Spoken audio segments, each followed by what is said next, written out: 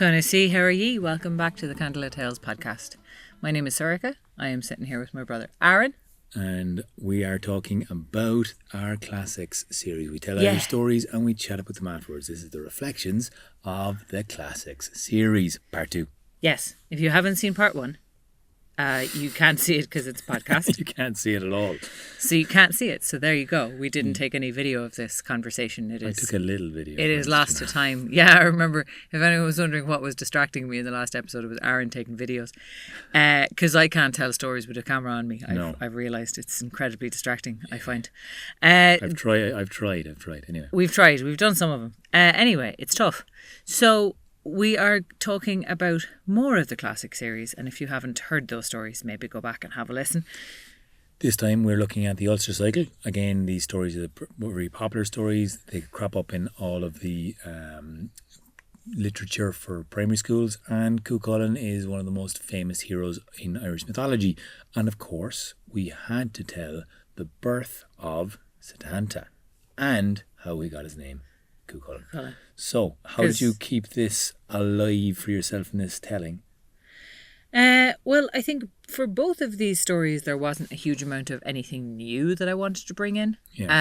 Because these are stories that I have told many, many times. These were some of the very, very first stories that I told you when we were kids. Totally. These were some of the first stories that got me interested in Irish mythology.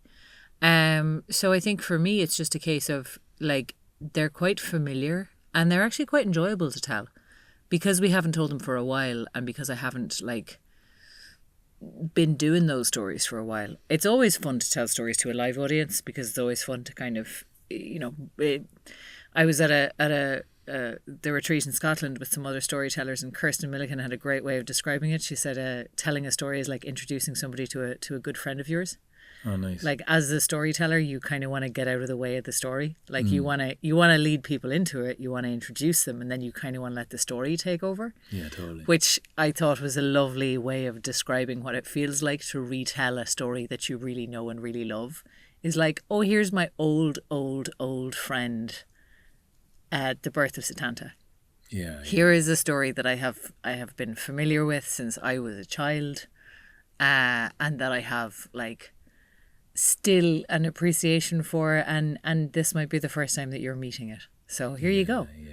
Here it is. So I think there's also a point at which people often ask us about the process of reading and researching and making them our own, but there is also a nice ease with which we can kind of just go, here's one.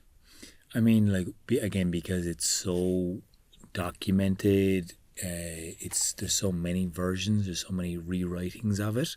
It's one of the stories we started with in terms of even just telling the Táin, because it's one of the Príomh-Scéalt.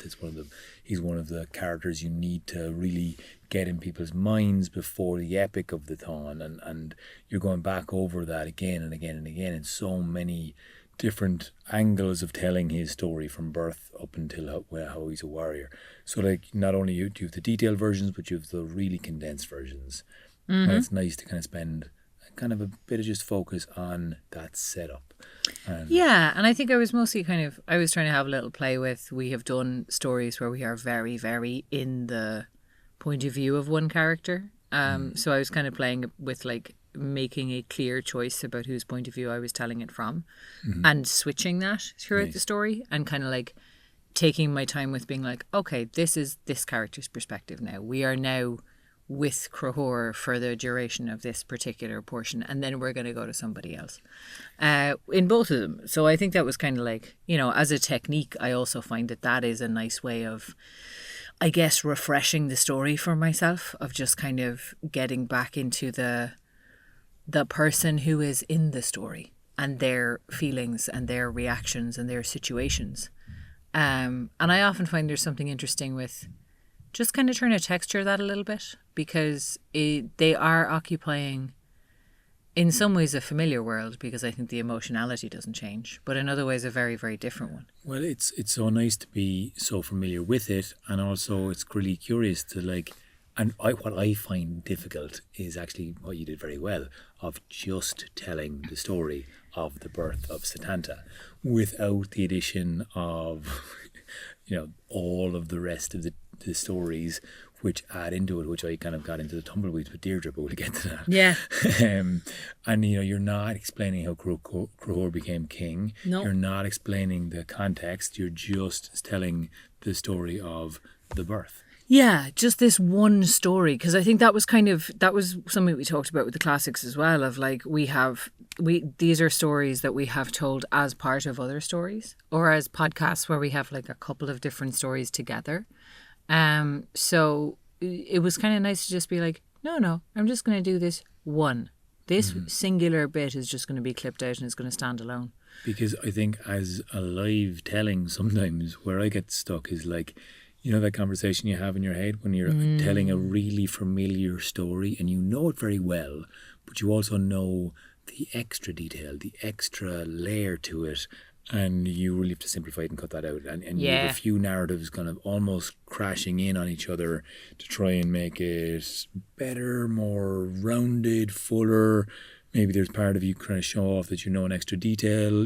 There's part of you trying to just, add a little bit of flair, or maybe kind of make it a little bit more interesting. And then going, ooh, actually, hang on, just. Which is where I really liked Kirsten's kind of metaphor of like, this is somebody that I care about and love, and I'm introducing to you. Of like, when you're introducing a friend, because that also happens sometimes when you're introducing a friend to a new group of people, you're like, they're amazing. Go, do your thing. And I say, do the juggling thing you do. Oh, and tell them that joke that you told me. Oh, and do this. You can kind of get a little bit, you can get in your own way of that sometimes, where you can kind of over egg it and over build it up. So I think it's kind of nice to just go, no, here's the story of how Satanta got his name. I think the detail that I always like to come back to in that is there are various different takes on Dectera. In the mythology, there are various different takes on like who she is as a person and who she is as a character. And one that I heard many years ago from another storyteller was that she's the king's charioteer. Yeah. Now, a lot of the time in stories, she is characterized as a noble lady who sits around and does needlework. And I really like the version of her as a charioteer, so I've always kept that. And I we were down in Rathcrogan when we first saw. Massive difference, yeah. Yeah, well, when you first see the actual chariot, like they have a reconstruction of a war chariot down there of the type that if this story happened and if this story happened in Ireland, this was the kind of chariots that were being used by people of this culture at this time, although they were more often used in what is now England than they were here. But it's an extraordinary machine. And I think it's not the Roman chariot that you think of, like with a number of people being able to sit or stand in the... And the charioteer wasn't in the box. No. The charioteer was out front, which I kind of was talking about in the story as well, of like... Yeah. But it makes, when you actually kind of stand in front of it and look at it and you go, oh, that's where a person stood on a plank of wood in between two galloping horses. Reins wrapped around their arm, holding on to the two of them, just... like legging over uneven ground either. Yeah, Jesus. There were no roads in this country. There were bohers, which is the part of land that the cow flattens. The cow bit. Which is the cow way. Like that's what the word for road is in Irish.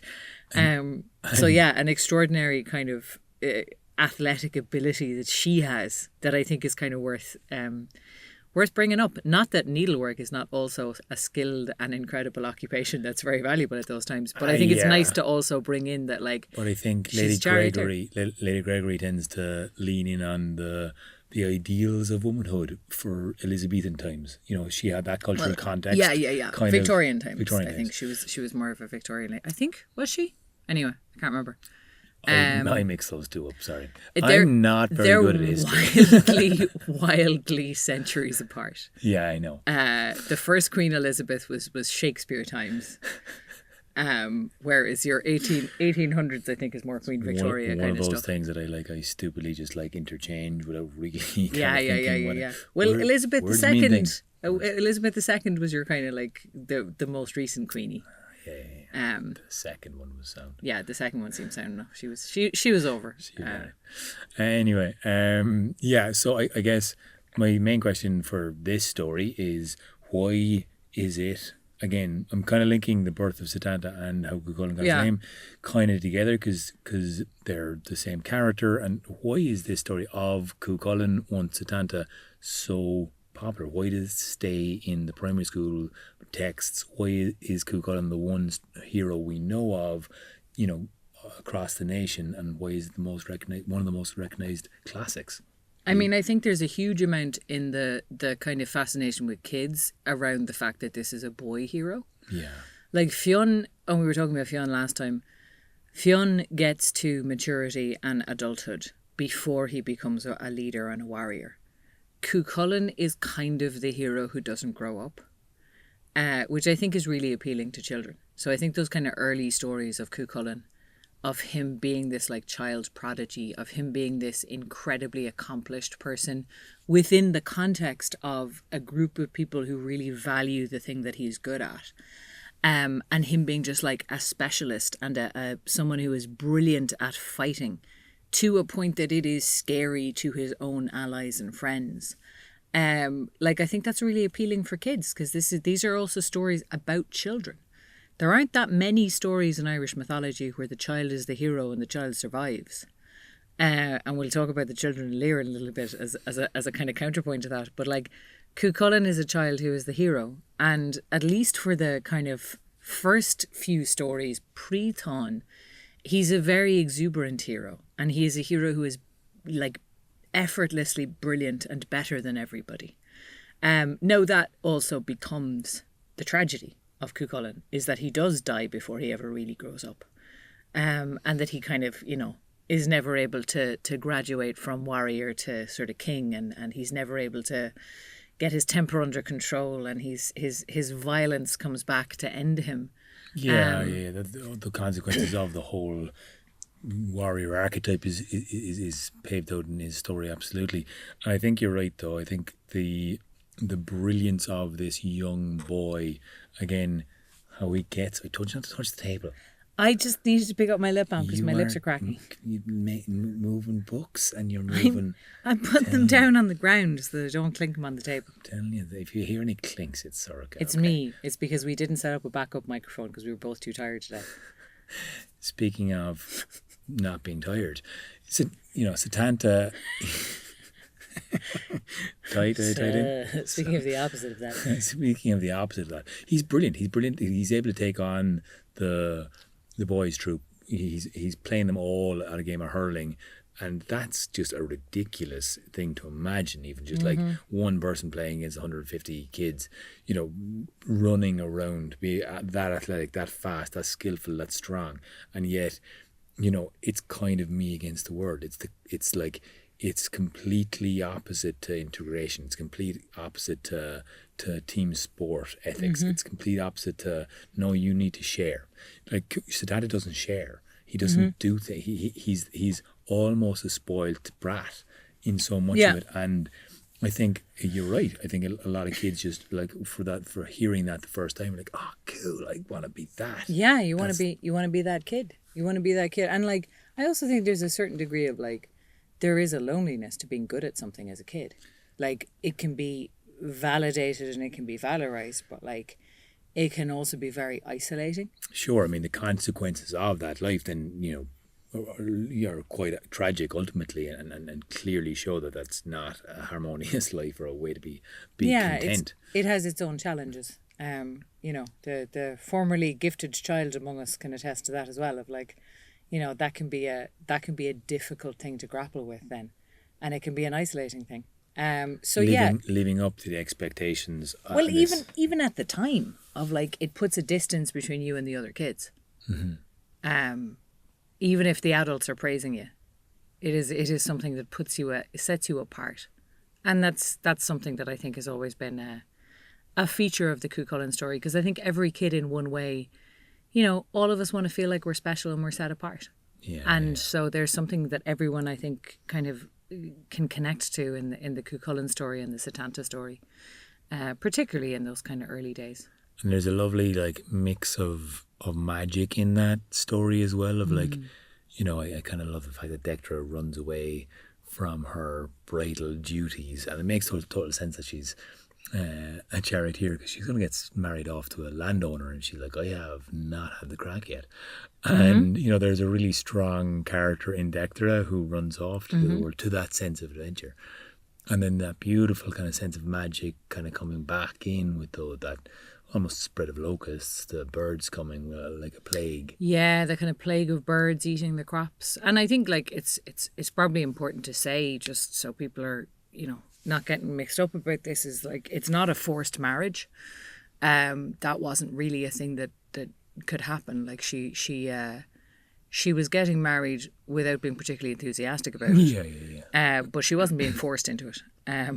When she got an offer that was better, she was like, yeah. Exactly. It's more the kind of thing, it's a thing that happens a lot in Irish myths with these women who are like, they'll agree to a match and then go, hang on, actually.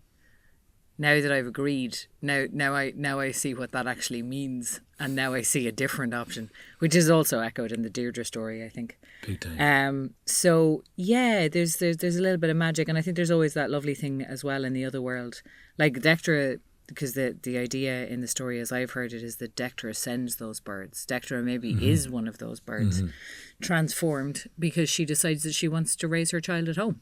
Well, she disappeared with her 50 handmaidens and then turns them all into birds and comes back and eats all the crops to be like, come and get us, come and bring us back. Yeah. And that's kind of, I've always found that as like interesting. We talked about Oisin going to the other world in the last podcast, and that inability to return. And there's some form of like, she went away, she went to the other world, and now she's trying to come back. She manages it, but just about. Or like, there's something about like... There's quite a high price, because if you're thinking about eating all the crops as well, like that's putting a big hardship on the whole kingdom. If all the crops are gone before they can be harvested, like that's really quite serious. So she's coming, like, it's that return journey is difficult, and it's that idea as well of like she needs to bring them there in order to bring her back out. Yeah, she can't just return. She can't just do it on her own. So there's there's an interesting thing there about her like having to reach out to her brother and kind of go, you have to come and get me. Yeah. You have to come and find me. And then, of course, there's also that thing of the transforming house that looks like a hovel to one and like a beautiful palace to another, and that is also very much a feature of the other world, of like your expectations kind of create your reality, which is also a feature of our world. Totally. How expectations create reality. And Fergus's point of view versus Big Crew with their tongue, you're always going to have one a little bit more rose tinted glasses, I guess. And I guess the boys' troupe then that he eventually joins up and is part of under Fergus McRoy and the whole training that he's playing, that invitation to Cullen's house to start off how he got his name. It's always an interesting one for me that the most renowned smith of the Crave Rua lives in a far off place, fairly exiled, fairly alone in the wilderness with only a dog to protect him. Again, it's a kind of an interesting one to think about, because we sort of think of Owenmacha as being a town where all the Crave Rua live, but they don't. No. Cuchulainn lives in Dundalgan. There's mentions in different stories of like the Crave Rua are gathered or the Crave Rua are not gathered. And like that's a process. They gather for certain things. But Irish people didn't build towns. People lived in forts, and they lived in little communities, and they lived in scattered kind of outposts. And that's kind of one of the reasons why the warrior caste kind of rose to ascendancy in Ireland, was because there was a certain amount of need for defence. If you think of those kind of cranogues, like lake settlements where people would build on little artificial islands in lakes and drive the animals over at night, like there was a need for defence, and there was a need for protection. And this smith, he wasn't living with Crahura because Crahura wasn't living in a town. Crahura was in his own fort with his own buildings that could host a certain number of people. But it wasn't a place where everybody lived year round, which I think is kind of interesting to... It's another one of those little things of like kind of getting your head wrapped around it, of being like, oh yeah, Cullen had his own household with his own clan, with his own livestock, with his own extended family living with him and kind of benefiting from the wealth of his ability as a craftsman. And his defense system was a guard dog, which, you think of hounds, these great big leggy sight hounds that they have in Ireland, which are Irish wolfhounds. They're huge things. They're absolutely enormous. Massive, yeah. And they are kind of famously gentle. That's one of the things about them, is that they're very sweet tempered, but they were also bred to hunt wolves. And when you think about big animals in Ireland, we were talking about the monster last time. Lack thereof. There aren't that many great mammals. We used to have wolves and we used to have boars, which were dangerous. But, the most dangerous thing was other people. Yeah. And this ferocious hound being something that could actually devour a child with one bite, comes looming out and Cuchulainn or Satanta has to kill him. I often make the mistake. Call him Cuchulainn too soon. Yeah, it's an easy one to make because it's I think it's also kind of it's an interesting one for that, again, as a sort of a story about a child that we often tell to children. We were talking about that moment of maturity in the Fionn story, and I think he has the reason he gets it as a name is not because he kills the hound, but because he takes responsibility for the consequences of the action. And that's a massive kind of maturation in and of itself, of course. And I guess the resistance to take the name always struck me as he doesn't want the name. He doesn't really want to take it on. Until Kaffa says, no, this name is going to be remembered. Then he's oh, well, okay then. Yeah, he kind of takes it on when he has to, but I think that's also kind of, that makes sense. Sometimes we get to those thresholds and we kind of go, ooh, I don't like it. But that's a big changing your name or being given a name by an elder, by your spiritual leader, by whatever it is, by a government. You get a new title as you kind of graduate into a new kind of role or sense of being, and he takes on this name as if to step into that role of full warrior. Yeah. And full kind of responsibility for his actions and attempting to be the best version of himself that he can be, which is. And yet it's also kind of, with Cuchulainn, there are so many thresholds that he crosses, and so many thresholds that he crosses kind of too early. Yeah. And yet he never quite matures. In my mind, he's well, because again, the taking up of arms is a whole different story. Yeah. And the first battle rage, and then the wooing of Emer is a whole other story, and then the training with Scahach is a whole other story. So there's all of these different kind of moments of Cuchulainn kind of growing up, and then the killing of Ferdia is another one of those thresholds where he realizes that war isn't actually fun. And again, no more so than Fionn McCool and the narrative of his life from the start to the end. We did do a epic of Cuchulainn a few years back for the Galway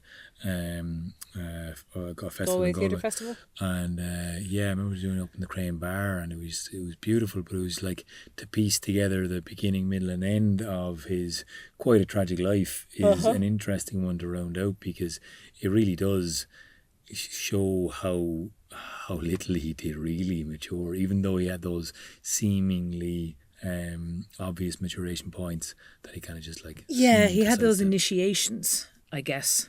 Yeah. But I mean, the main point of all those initiations was that they were too early and it was happening too soon. Yeah. So let's talk about Deirdre. Oh God. Because I feel like we've been talking for ages. Do we have time? Well, you tell me, because this was a. So I had the opposite effect of going to these stories. I kind of wanted to find a new angle or a new something or a new detail, and I knew that you had told it in, I think it's episode 4. It's very early in the podcast is my version of Deirdre. And it's a beautiful version, but I really wanted to do what you hadn't done, and a couple of times you had said, oh, that's how Crahor got his kingship is another tale for another time. I was like, you know what, I'm going to put it in here. Oh wow. Yeah. So I put it in there in order to lay the context for why Cruthor is such a young king in this. And I decided, look, these are stories that are really, really well known, but the background and that context isn't always fully explored. So that's kind of where I wanted to like lay the groundwork for it and really get into it. Of course, I then got, pulled in various different directions for the various versions of it. Sometimes it's black hair, white skin, and red lips. Sometimes red cheeks, white eye, or white teeth, and black eye. Black eye. No, black hair. I think it's black hair. I think it's always black hair. But you various the motifs are there. The details are usually there. But I definitely wanted to put in the chat up line, the heifer. That is your favourite. That is my favourite. I mean, it's the best chat up line ever. How are you getting on? You lovely looking cow. So I guess I realised as I was telling it, I was like, this is definitely going to have to be a two-parter, because I got like not even a third of the way through, and I was like, oh no. I was going to say, because bringing in extra stories on Deirdre is a dangerous path to go down, because it's a really long story. There's no way like to make it short. Like, yeah, I mean, it's one that we kind of went away from telling live, because you had to take up the whole second half with that, and then you were leaving people on a real downer. Yeah, because it had a really sad ending. So it was like that's a 45-minute tale. I definitely got sick of telling Deirdre. After about 2 years, I was like, you know what, I'm done with this. It's too long. It's too sad. And you do have to kind of tell it all. You can't cut out the detail. Like, obviously, I added in details here, but you have to set her up as living alone. You have to set her up as being kind of. Sometimes she's visited by Cruthor. I don't particularly like that version because it's extra creepy. It is extra creepy, yeah. And sometimes, she actually goes and meets him as a young woman and then goes back and finds Nisha.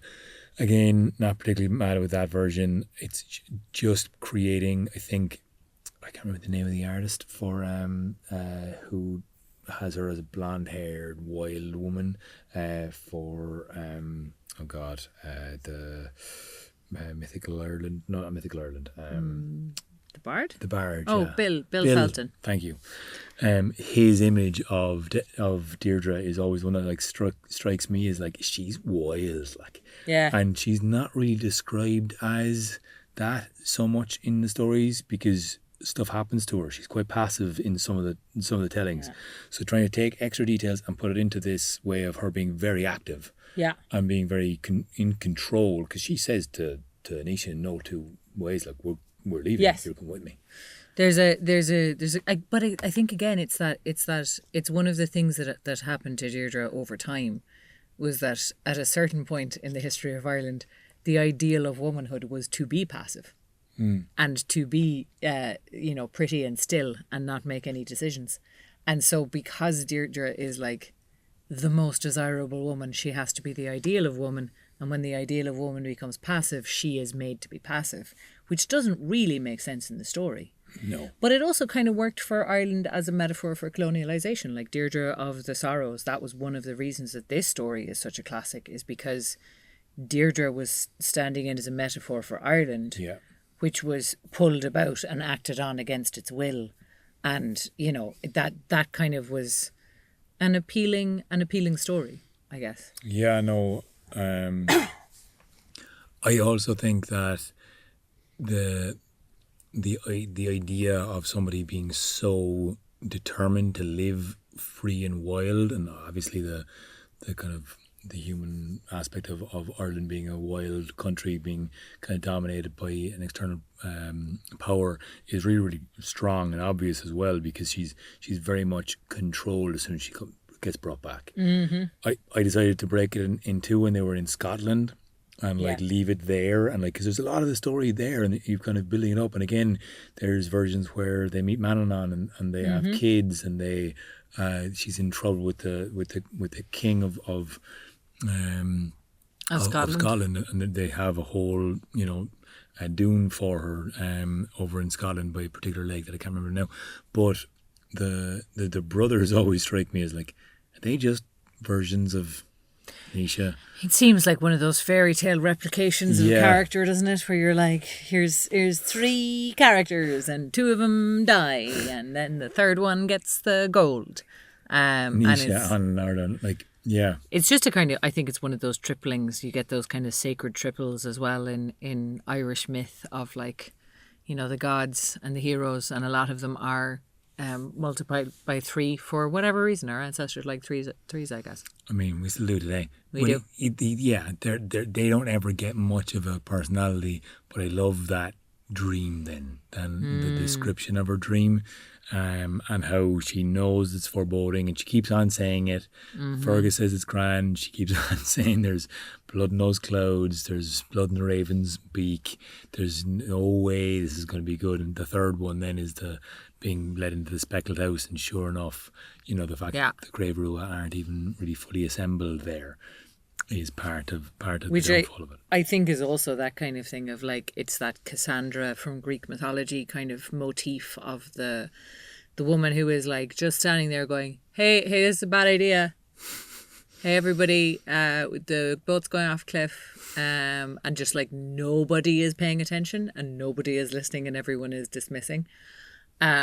Which is also a very potent kind of archetype in mythology of like the prophet who is ignored at their peril, you know. Speaking about ignoring details, I completely myself up on this one because I decided to like I said, I wanted to tell it all this time. Yeah, you want to tell the whole thing. Fucking thing. It's going to take 17 hours. All of my notes and all my, and of course, like no matter how much I beat it out and have the notes out there in front of me, I don't look at them.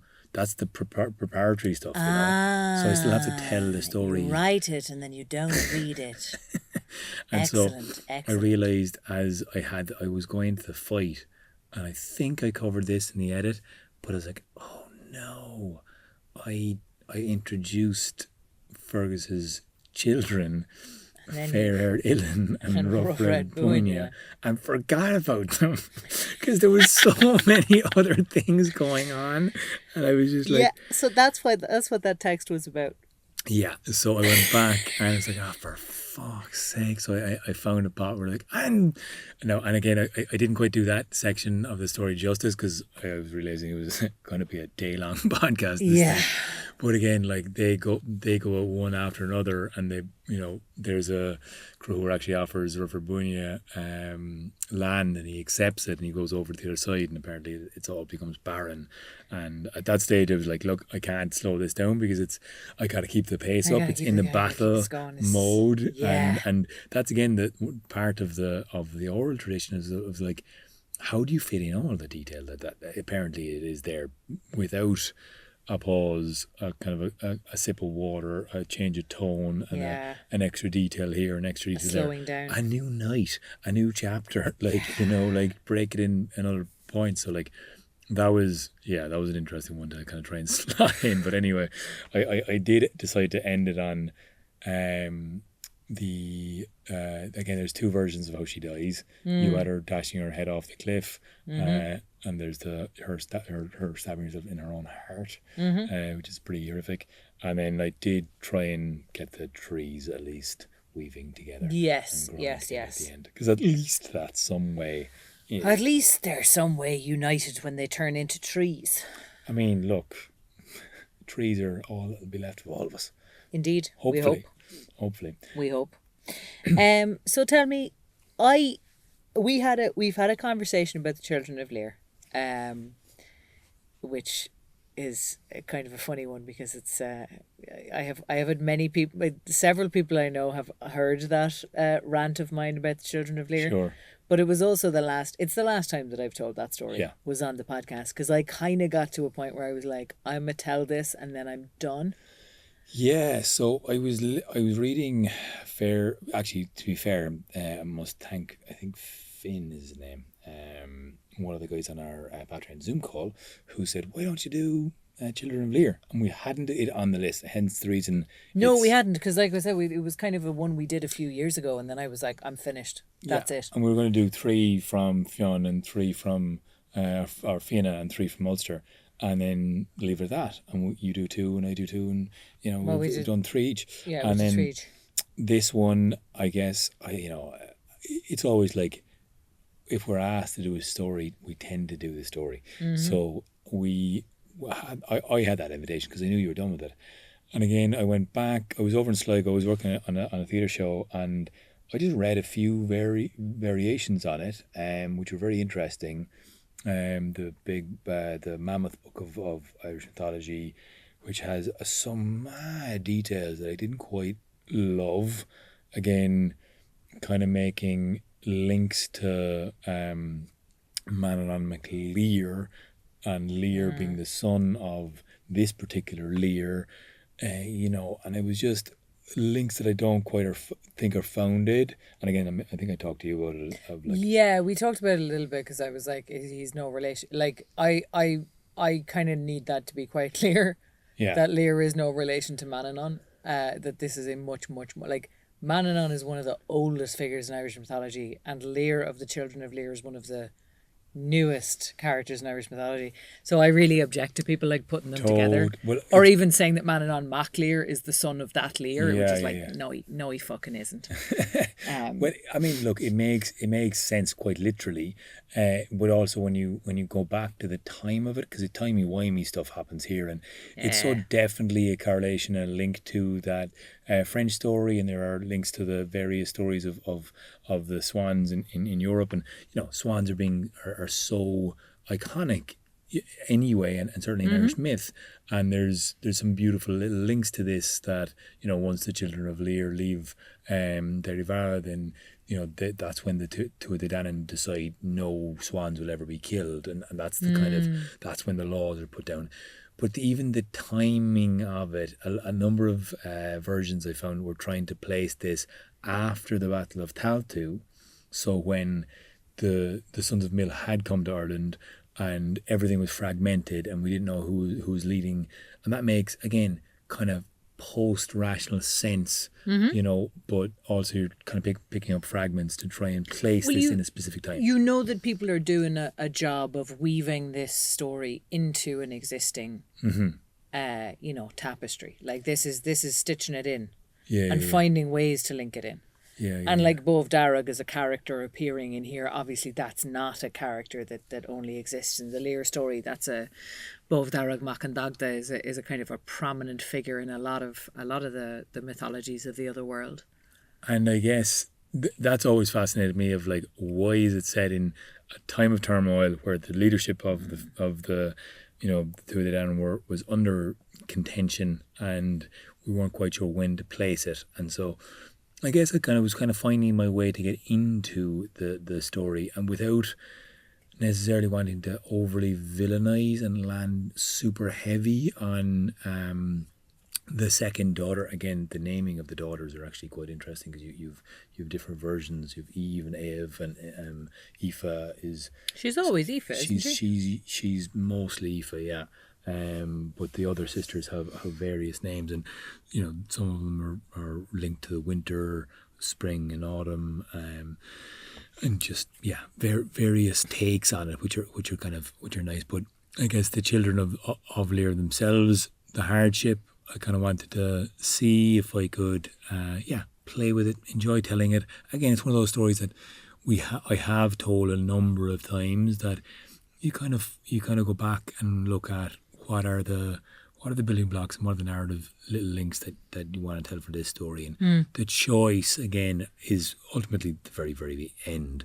They have that kind of similar Og flying over Ireland and seeing everything change and gone, quite like the Oisin Tyrn Og. So that's kind of why it's nice to bookend it with that, I guess, in a way. And seeing the time has changed, elapsed, their people have gone, there is no going back, and they have 300 more years to go about their business or get this thing done, And it's not until that strange marriage from a prince in the north and a princess in the south, or a daughter of a king or a son of a king, and that's when the curse will be broken. And oftentimes they're just killed, and the deep unfairness of one of the great classics of Irish mythology, of like, you expect them to be transformed back into children, and they're not. They're transformed into 900-year-old people who are fucked. And dying and clinging on to each other as they raspily expire. And the happy news is at least they got baptized first, so they get to go home to Jesus. And it's just like, I think this is another one of those, like, every primary school child has heard it, and every primary school is like, wait, what? When you get to the end, like the first time you hear it, it's just so unfair. And again, the version, the two books I mentioned, I'll put it into the show notes, because Pagan Ways is the other one that has a beautiful ending. And again, it's definitely a poetic ending. It's definitely kind of a modern, probably, spin on it, but I do love it. And again, I just like the fact that they're taken off and go off to Tirnanoke. They're gone off to the other world, through the veil, to that other meaning of the other world that is kind of linked and kind of not explained and kind of maybe open to interpretation.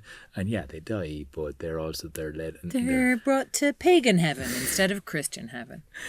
Well, yeah. Which seems like a little bit more crack, frankly. It seems like a bit more crack, because obviously the versions I grew up with were they were baptized and they, believed in God. Yes, heavily Christianized versions of Irish stories. But again, this was a story that came to Ireland during a Christian era. So it makes sense that it had a Christian ending. There was never a pagan version of it, like. No. Well, listen, that's the classics. I mean, the last note on these classics. Sorry. No, it's fine. That is the classics. I mean, the last note on it really is like, whether it's Cuchulainn, whether it's Deirdre, whether it's Children of Lear, I love the fact that there are personal connections to all of these stories. Yes. And personal meanings. And look, we love to hear from you guys. We've had some great discussions on our Zoom chats. And and if you'd like to join us in that, or if you'd like to support us, you can find those chats at patreon.com/Candlelit Tales. Patreon.com/Candlelit Tales. You have to type it in yourself. You got to type it in yourself. You can't search Candlelit Tales. You can probably search Candlelit Tales Patreon in your Google, and it might bring it up for you. But on Google itself, like on Patreon, I mean. You could probably search on Patreon as well. You could just find it easily.